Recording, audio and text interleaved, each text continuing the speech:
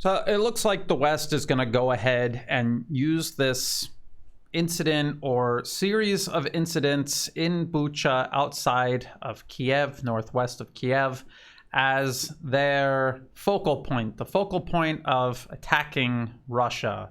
They're claiming there was a massacre, Russia killed all of these people, hundreds of people, and then they just left them there for the whole world to see, so they could incriminate themselves as war criminals, essentially.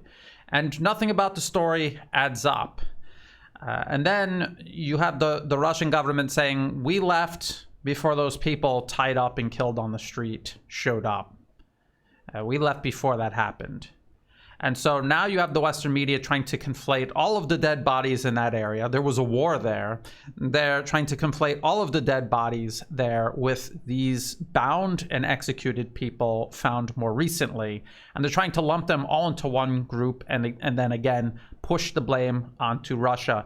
And then because Russia can see what is happening here, they went to the UN and they asked for an investigation to begin. And the UK, who I guess has the chair for the time being for the UN Security Council, said no. They shut it down twice.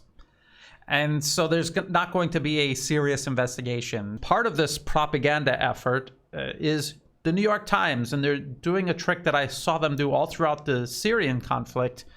Satellite images. You just say satellite, and most people, anyone who still thinks the New York Times is a credible source of information, they're going to just instantly believe whatever you say the satellite says. People have pointed my attention to this very good thread on Twitter, and I'm going to go over it, and they're going to go through all of the points. And then there's some things there that I want to point out as well. So let's just go ahead and do that. And again, remember, there were deaths all throughout that area because there was a war going on. Russia fought their way in. They fought to stay there. And then they withdrew, and then Ukrainian forces re-entered the area once Russia had left. That's what happened. And so there was a tremendous amount of fighting, fierce fighting. There was a column of Russian vehicles destroyed in this area. And how do you think they were destroyed? They were destroyed by artillery. And when artillery comes in, it's not just going to destroy these tanks, it's going to destroy everything in the area, including civilians in the area. Those are the bodies that you're going to see in large numbers. And then there's a second group of bodies where people were bound and executed and mutilated and left on the street. And a lot of these people are seen wearing white armbands, which are being worn by Russian forces and people identified as friendly in that area. And so I guarantee you what happened is that the Ukrainians went in there. You had these hardliners, the first to charge in there, and they were sweeping the area for collaborators. And that's what they did. They killed these people. And then they lumped them in with everyone else and said Russia killed all of them. So let's go over the thread here. It's antiwar_soldier. That is their Twitter account.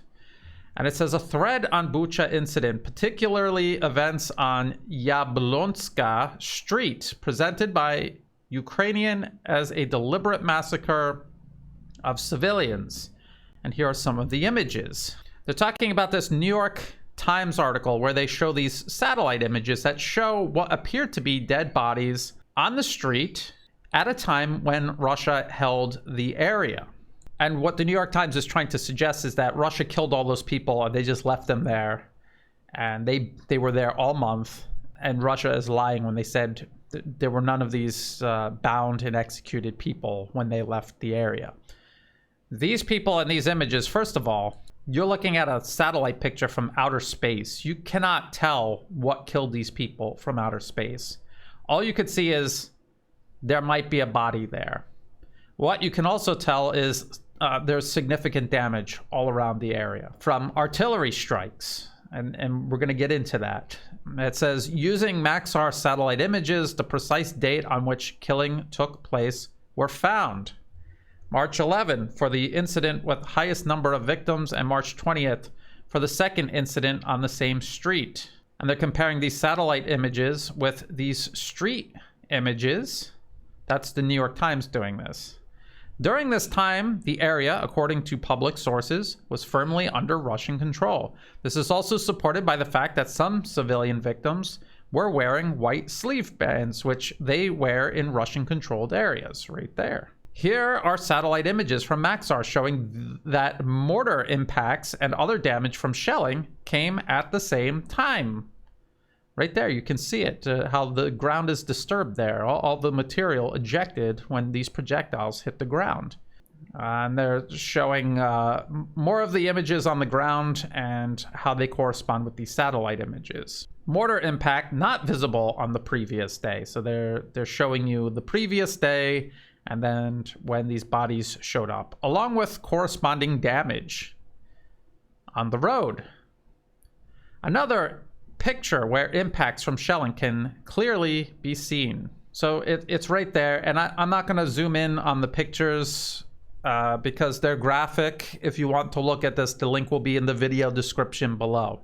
So just go in the video description, click on it, and look through this thread, and you can open all of these images yourself and take a look. These are mortar and artillery impacts. Russia is not going to be able to, even if they wanted to, shoot mortars and artillery in an area where they're located.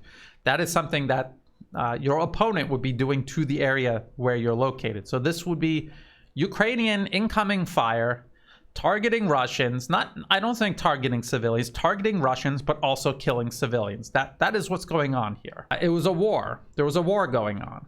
They talk about this blogger who said they didn't see any executions or torture. The New York Times provides no evidence of torture or executions, except for these more recent bodies. And the New York Times article itself avoids the hard topic of absence of visible gunfire wounds, preferring to state that causes of death are unknown, but vaguely admits the possibility of them being killed by shelling, by artillery and mortar rounds. And then they point out that there's bodies seen more recently that were not in the New York Times' article, and they're not being accounted for obvious reasons, because again, there was a war and there were people killed in this war, civilians killed in this war by Russians and Ukrainians during the fighting. It was intense fighting, and people were caught in the crossfire. People were killed. Ukraine accidentally killed civilians while fighting the Russians, and the Russians accidentally killed civilians while fighting back against the Ukrainians.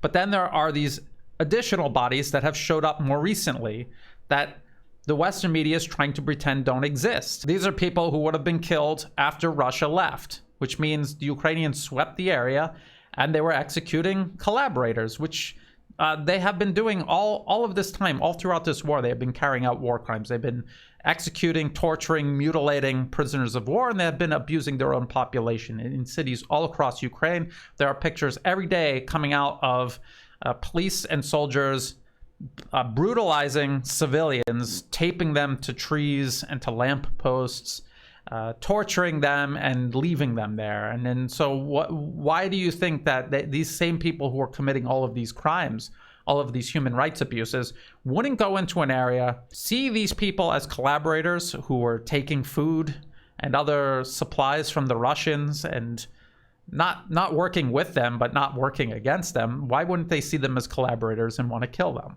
The people with this mentality. There's some images here that you're going to have to click on here to show, and they're going to go over the different wounds and what is visible and what is not visible. They're pointing out the fact that these people were most likely killed by shrapnel from shelling. Most of them were killed by shrapnel from shelling.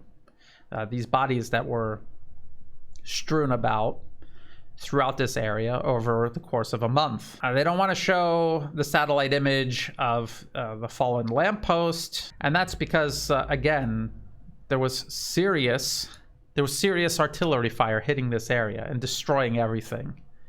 And then if you show that, if you address that, then that raises the possibility that Ukraine killed at least some of these people. So here I'm gonna play a video, and you could open this up in your browser and watch this scaled up. But this is Ukraine on their own Telegram channels, proudly boasting how they're targeting Russians in Bucha. This is Bucha. These are the streets that we see all these dead bodies in. This is Ukraine shelling it, targeting Russian soldiers and targeting Russian equipment. And they are shelling the whole area, this residential area. You could see them blowing things up. And there's no way they did that and didn't also end up killing Ukrainian civilians. I mean, look at what's going on here. None of this is being pointed out by the Western media because their goal is to rush to a conclusion that this is all Russia's fault. They planned a massacre of civilians, and then that's what they did. They just deliberately went around killing civilians and just left their bodies sitting everywhere, all over the place. And they left all of this evidence behind for Ukraine to find when they left. Even though this was not a retreat, this was a withdrawal. Russia announced this over a week ago now, and then they step by step removed their troops in a very systematic and organized manner. There's one other video that I want to show you, just to be fair. It's this video, and they show you this column of Russian vehicles in the streets, and if you look closely, you can see that there are other armored vehicles in the side streets covering their flanks. And this is during combat operations. The fighting was on and off. It was very tense. It was a column like this that was being attacked in that other video by artillery. So this is what the Russians were facing when they were in this area. These vehicles in the side streets are supposed to stop flanking attacks. Soldiers with, say, a Javelin missile or something, trying to come around, or RPG coming around a corner and trying to target them. And so as someone pops up here, they're going to just shoot, because that's what soldiers trained to do. See a silhouette and shoot. And that's what happened. Only this isn't a soldier that is going down the street. It's a civilian on a bicycle. And so what happened? They fired on a civilian on a bicycle. This is going to happen on both sides. This is not a massacre. This is not a deliberate and systematic targeting of civilians. It's an accident. It's still wrong. You should still get in trouble for this. But it's not what the Western media is trying to portray it as. It's a deliberate, premeditated war crime, a massacre, a genocide. It's as bad as Ukraine shelling Russian positions in a residential area and killing their own civilians. It's as bad as that Ukrainian tracked vehicle running over a car in Kiev at the beginning of the war. It was an accident. The Ukrainians did it, but it was an accident. And that is different than a premeditated massacre or a war crime. Now, if you want to see what a war crime looks like, look at my previous video. The link will be in the video description below, and you will see what a deliberate war crime looks like, where Ukrainian soldiers now repeatedly have been caught on camera tying up Russian soldiers, torturing them, executing them, and then mutilating their bodies afterwards. They have been caught on multiple occasions now on camera doing this. I have yet to see any video of Russians doing this to Ukrainians. That is different than what we're talking about in Bucha. So I thought that thread did a really good job laying the New York Times' lazy satellite investigation to rest. I think there needs to be a real investigation, and I think we need to be very careful about believing what the Western media says.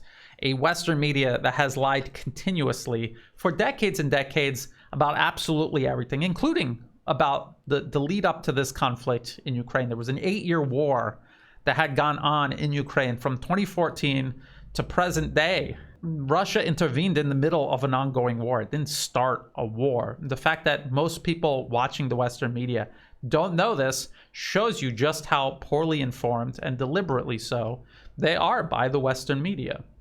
So keep all of this in mind. We'll keep an eye on it. We'll keep digging for evidence. And remember, there's a war going on, and war means there's going to be people killed on both sides. There's going to be accidents on both sides, but there's also going to be needless brutality on both sides. And we need to sort it out. And if you're not interested in that and you just want to lie to smear your enemy, then ask yourself what it is you're even fighting for in the first place. If you thought the video was useful, please like and share. Think about subscribing. It's free to do. It helps the channel grow. If you're watching this on YouTube, please look in the video description for other places you can find my work, like Odyssey and Rumble, in case YouTube deletes my account. I'm also on Telegram. I update that very regularly. There's also a lot of other great accounts on Telegram, people who have been chased off of Twitter and Facebook like I have. So you should sign up on Telegram, follow my account, and find all of these other great sources that have been censored by the West. Yes, the West censors people. In the video description below, there will be the link to this thread and several other articles that I want people to read and consider, as well as for ways you can help support my work. You can do that through Buy Me a Coffee, Patreon, PayPal. To everyone who has been contributing, thank you so much. And as always, thank you for watching.